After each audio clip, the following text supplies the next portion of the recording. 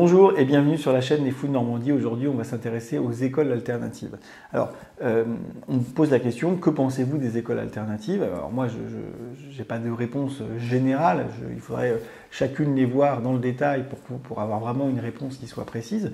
Simplement, si on m'interroge sur l'idée en général, moi, je suis tout à fait pour diversifier les approches pédagogiques. Plus exactement, je suis pour essayer d'individualiser au maximum la prise en charge de chaque enfant en fonction de son profil cognitif. Un enfant très hyperactif ne se managera pas exactement de la même manière qu'un enfant très obsessionnel et très psychorigide. Vous comprenez bien que vous n'allez pas exactement leur proposer les mêmes activités au même moment, de la même manière. Donc si l'idée c'est vraiment encore une fois de s'adapter au mieux au fonctionnement cognitif des individus, moi je pense que c'est une très bonne chose de monter des écoles alternatives puisque manifestement dans certaines situations, en tout cas c'est ce que nous rapportent les parents, l'éducation nationale n'a pas les moyens, n'a pas parfois peut-être l'envie, mais en tout cas pas les moyens, ça c'est sûr, de s'adapter à plusieurs profils cognitifs. Et justement, je voudrais insister sur cette histoire de profil cognitif, parce que souvent, la réponse qu'on nous fait quand on nous dit « Ah bah oui, mais c'est l'horreur si on doit s'adapter à chaque patient, parce que chaque patient est différent. » Enfin, chaque patient pour moi, mais chaque élève est différent. Oui, ça c'est exactement vrai. Chaque individu est différent, statistiquement, génétiquement. Personne n'est contre cette idée-là, c'est vrai. Simplement, il existe des profils cognitifs qui vont bénéficier donc, de prise en charge particulière. Encore une fois, on ne va pas manager l'obsessionnel rigide de la même manière que l'hyperactif distractible et impulsif. Mais simplement, ces exemples de profils cognitifs, il y en a déjà 2, mais il n'y en a pas 50 000 en fait. C'est-à-dire que vous avez, à tout casser, peut-être 10 profils cognitifs différents nécessitant des aménagements différents. C'est-à-dire qu'on pourrait, sans difficulté, faire des sous-classes avec 5 à 10 profils cognitifs différents. Et donc, du coup, ce serait que 10 pédagogies différentes. Et encore, parce qu'on me dit 10 pédagogies différentes, vous ne vous rendez pas compte, c'est énorme.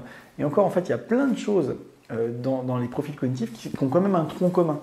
C'est-à-dire que finalement, la variabilité dans les différents profils cognitifs, elle ne va pas du tout se jouer sur 100% du programme ou 100% de la manière de faire les choses, mais elle va jouer peut-être sur 10 ou 20%.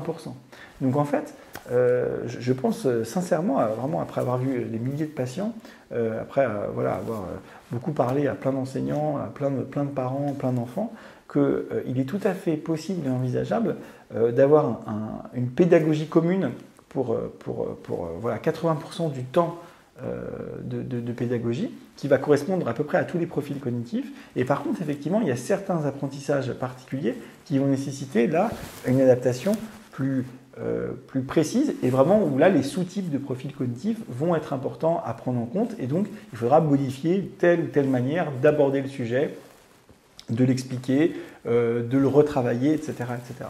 Donc oui, moi j'ai rien contre les écoles alternatives, je suis même tout à fait pour. J'ai un petit bémol et j'en ai eu l'occasion d'en parler avec une personne qui a l'initiative d'une école de ce type-là sur les écoles vraiment qui se veulent démocratiques.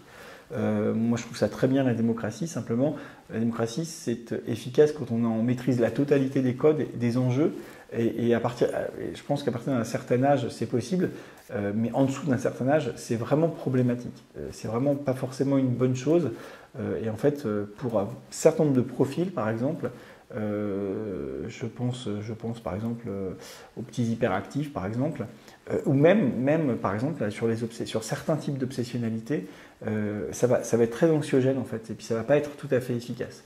Donc en fait, moi ce que je pense, c'est qu'il ne faut pas essayer de faire une école avec une seule recette. Je pense qu'il faut faire, toutes les écoles devraient s'adapter aux quelques profils cognitifs qui existent, qui sont bien décrits dans la littérature, donc on les connaît, mais même les enseignants les connaissent finalement. Ils voient bien qu'il n'y a pas 46 élèves avec 46 profils cognitifs complètement différents. Il y a des sous-groupes. Tout le monde, toutes les personnes qui ont travaillé avec des enfants le savent. Donc je pense que plutôt que de faire des écoles où on applique à tout le monde le même modèle qui serait alternatif par rapport au modèle général, je pense qu'il faut faire une école pour tout le monde. Et en fait, c'est dans cette école qu'il faut s'adapter à des sous-groupes d'individus. Écoutez, j'espère que c'était clair et que je ne me suis pas perdu dans des digressions qui me caractérisent parfois. Et puis, moi, je vous dis à très bientôt sur une vidéo. Si vous voulez nous soutenir, un pouce bleu, abonnez-vous à la chaîne et surtout, n'oubliez pas de mettre la petite cloche, sinon vous ne saurez pas qu'il y a des nouvelles vidéos qui arrivent. Et donc, je vous dis à très bientôt. Bye.